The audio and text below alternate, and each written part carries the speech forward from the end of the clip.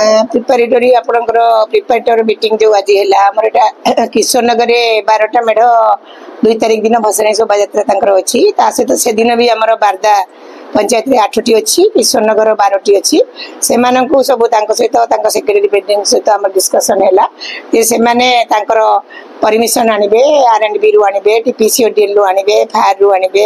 आपण stage fitness आनबे आपणकर छोट मंडप रे फायर एक्सटिंग्विशर लगेबे बाली बस्तार व्यवस्था करेंगे जोटा कलेक्टर सार आ SP सार निर्देश थिला सेटा करबा सहित शोभा यात्रा रे आमर किछिटा शर्त थिला पुलिस रो शोभा यात्रा रे से माने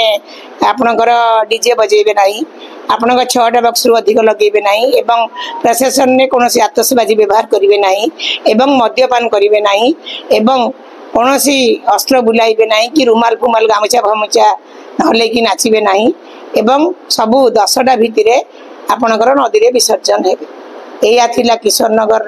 जो बैठक बाकी रहिला आज मु बोधपुर रे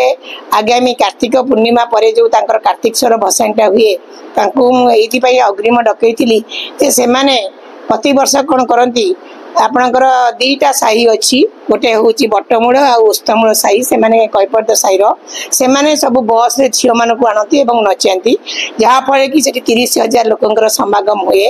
जोटा कि मीटिंग उद्देश्य थिला ए वर्ष से प्रकार नृत्य को अलाउ करा नाही जेमती किशोर नगर प्रशासन जसपड़ा प्रशासन बारदा प्रशासन आपणकर जिते प्रशासन आ भितर